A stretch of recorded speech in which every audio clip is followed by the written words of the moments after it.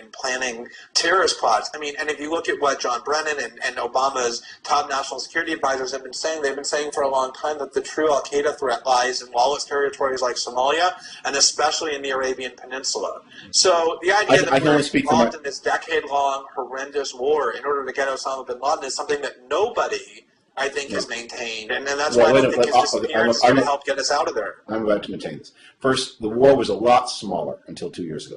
One of the points of the Bush foreign policy was not to go so long on Afghan futures, and the American footprint in Afghanistan was kept deliberately very small through all the Bush administration, a decision that I think was much criticized in 2004 and 2008, but looks very good right now. Second, President Obama made a big commitment to Afghanistan. In order to stabilize a situation that was deteriorating. But the idea that we are going to now have large numbers of Americans fighting indefinitely for a better future for the people of Afghanistan, I don't wish them ill, but that strikes me as a lot to ask for a country that is not one of the more strategically important places on this earth.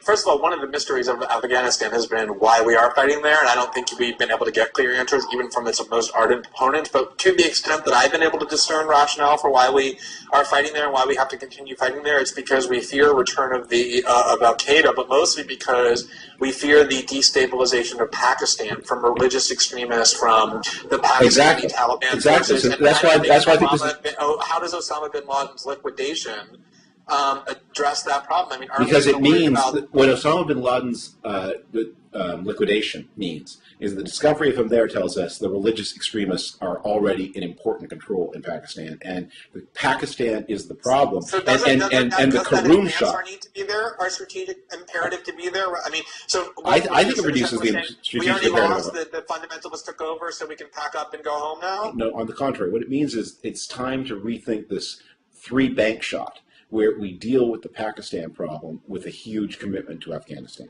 The Pakistan problem has to be dealt with on the merits of the Pakistan problem. That Afghanistan, I think a large part of why we have the huge commitment we currently do has to do with the internal politics of the Democratic Party in the 2006-2008 period, where Barack Obama needed to find a war to be in favor of, and so he was in favor of Afghanistan, so he didn't look too left-wing when he criticized Iraq. But true. I'll give him a pass on all of that, and that the United States has now achieved some stability in the urban sectors of Afghanistan. At this point, this is a good moment to begin to think: is there a way to create some new kind of government that can be more inclusive, and for us to worry a lot less about what is going on in Afghanistan, so that we have space to be less held to ransom by the people creating the current problem in Afghanistan, which is the government of Pakistan, which is a real problem. Not, I would say, our only real problem, but a real problem. And this was to a great extent replaced Saudi Arabia. I guess time will tell whether. To me, I think having arrested bin Laden and put him in an American facility and tried him and then executed him upon a guilty finding would have achieved the same thing. But I don't think that removing him from the equation has anything to do with it. The only extent to which I find it persuasive the spectacular public discovery of him inside Pakistan. It takes away the political pretext. I don't think that bin Laden has much at all to do with why we've been in Afghanistan. I think to the extent that it helps Obama to get out of Afghanistan, if that's what he wants to do, it just helps to be able to say, now that we killed Osama bin Laden, our need to be there is no longer as compelling. Well, let me put it this way. I think the non-capture of bin Laden is an important reason why we're in Afghanistan. If we had successfully killed bin Laden in December, of 2001, which some people think is possible, I don't know, but supposing we had done that, no way would there be 100,000 American troops in Afghanistan right now. No way. We would have wound that up so fast. Right. Because back then, Osama bin Laden was important. He really was the justification for being in Afghanistan. 10 years later, he simply isn't. But 10 years later, this is a commitment that is sustained by inertia, that we are in Afghanistan so that we don't lose in Afghanistan, because having not killed bin Laden, we have to worry about losing in Afghanistan. Now we don't have to worry about that so much, because now we've that now we're confronted with Afghanistan, qua Afghanistan, and the question: how important is it? How much is it worth this huge American presence? How dangerous is our downside risk in Afghanistan? And what everybody says, the downside risk is that bad things will happen in Pakistan. So let's focus on the bad things that can happen in Pakistan. So you believe that by the 2012 election there will be not a modest or symbolic withdrawal, but a substantial withdrawal of troops from Afghanistan, as that would not have happened in the absence of the killing of Osama bin Laden? I was hoping for a simpler question. Do I think the president... Let me break that up then. Let me just ask you, do you think by 2012 there will be a substantial withdrawal of combat troops from Afghanistan by the 2012 election? Let me think. The president has said so. Well, he said that that there's been ambiguity in that, right? He said they're going to start withdrawing combat troops, and the Petraeus came out and said, "Oh, but it's only going to be determined by the reality on the ground." I'm not going to be able to answer this question with as high a degree of confidence as I'd like. And if I can frame my own question, I can answer that more confidently. But to answer yours, I think probably. I think we're going to see not all the American troops out any more than we'll see all the American troops out in Iraq. I think we're going to see probably a continuing presence of a lot of UN aid and a lot of protection for aid workers in major urban centers, especially Kabul. But do I think we're going to have the troop presence that we do now? No. I think the president is probably going to make good on a large part of that commitment. I think my guess is it goes fairly quickly. And I think it will take on, and I think it will depend a little bit on how things happen in Pakistan. What steps does Pakistan take to mollify the United States, if any? Those could shape the politics of the region. But I'm inclined to think, withdrawal more rather than withdrawal less. So, and just one last question about this, and then I just want to make one more point about the bin Laden killing. You said earlier that, and it was notable for me, that you have a lot of differences with the president on domestic policy, and I know you do.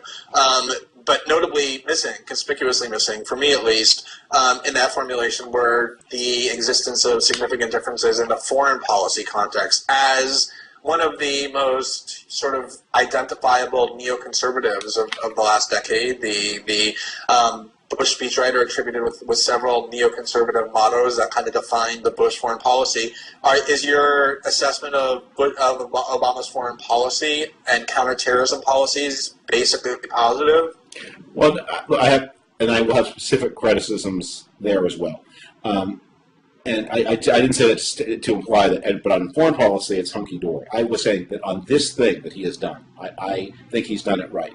Now, I have disagreements with him. I have disagreements with him on what he's done in the Western Hemisphere. I was very unhappy about Honduras. But I have been impressed by the extent to which his counterterrorism policy is continuous with his predecessor.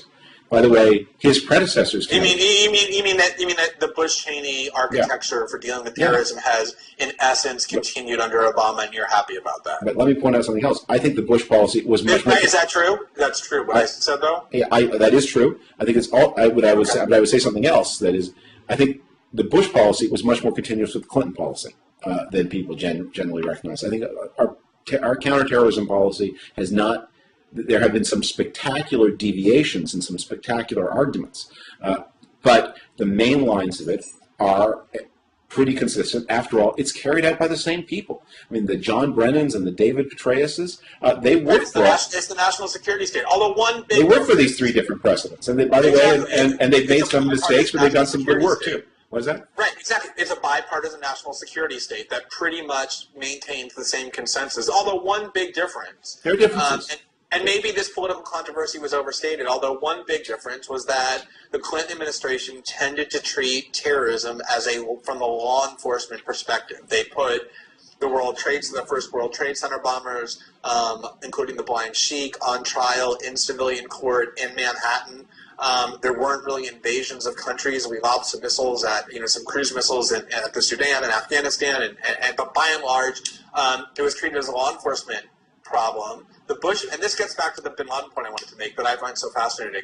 The Bush administration, one of the principal fundamental changes was to shift from a law enforcement paradigm to a war paradigm, that it was no longer a law enforcement problem, it was now a war on terror.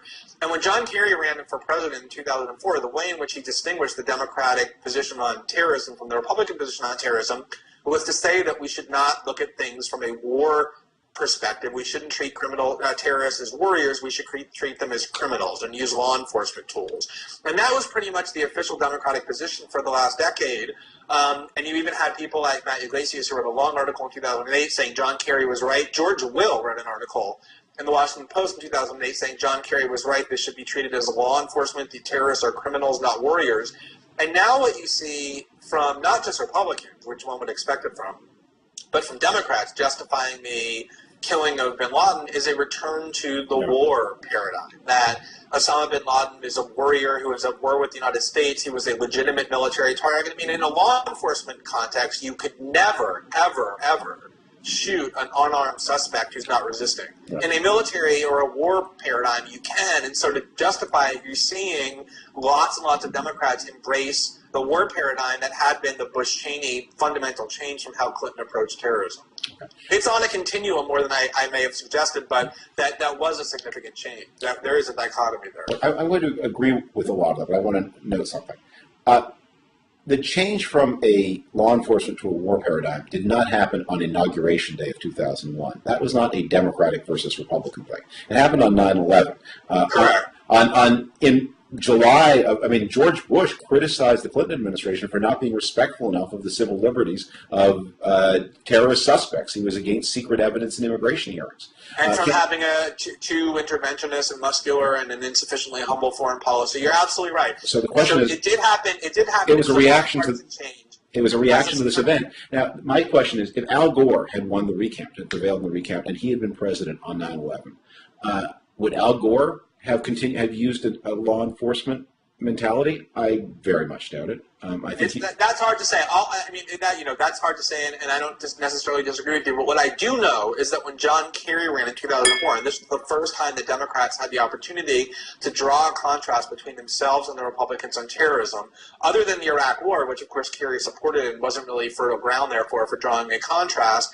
The big contrast was when Kerry stood up and said, I think that the big mistake of the Bush administration is treating terrorists as warriors and treating terrorism as a war problem instead of as a law enforcement problem and treating them as criminals. And that wasn't just some aberrational view that Kerry enunciated. He was the standard bearer of the Democratic Party, and that became the conventional wisdom of Democrats in general about how to approach terrorism and the big difference between Democrats and Republicans. We don't believe in this, looking at this as a war. We don't want to glorify Al-Qaeda fighters as warriors and treat them as as war fighters and then they won. They should be treated as criminals with due process and in a court of law. And then they won. With which that was abandoned, with which that's being abandoned to justify this killing of bin Laden, which is only justifiable in a war context, not a law enforcement context, has been just very striking to me. And then they won and decided that the people who they used to think were sullying the fine name of the United States may have had more point behind them after all. And so I think this is, what you see as a tragedy, which is the Democrats falling away from their positions of 2004, maybe maturation. And maybe the outlier here was that the things that John Kerry was saying in 2004 were irresponsible and unconsidered and driven by the needs of his anguished base. And that now the Democrats have elected a president, they elected a Congress, they looked at the situation, they've had to make the decisions, and they think that, there's some things about the Bush-Cheney policy that they didn't like, or there's some things about the Bush-Cheney policy as it existed in 2002 and 2003 that they didn't like, but that looking at from 2011 back at what was being done in 2007 and 2008, they think they basically, laid down some positive tracks. Well, I tend to think one more sentence. And this is honestly. I tend to think of this as American government working. This is the feature, not the bug. It is. I tend to think that when a president stands up and says that this foreign policy and this counterterrorism policy, not a president but a presidential candidate, repeatedly says that it is a fundamental betrayal of our values, that it requires fundamental change, that I intend to reverse it all and restore who America is and what our values are, and restore the rule of law and eliminate these policies and close Guantanamo, and no longer hold people without due process, and no longer treat this as some kind of a global battlefield, but instead to do it in conformity with our values and our legal principles and traditions, that becomes a covenant between him and the American people, and that when he violates it, that is a bad thing. But the thing that I will agree with you on and that I've said before, and I don't mean this, rhetorically or to make a point or whatever, is that there are a huge number of policies that Bush and Cheney adopted that Democrats used to inveigh against as the root of all evil and as shredding of the Constitution, like detaining people indefinitely without charges, like invoking the state secrets privilege to shield executive conduct from judicial review,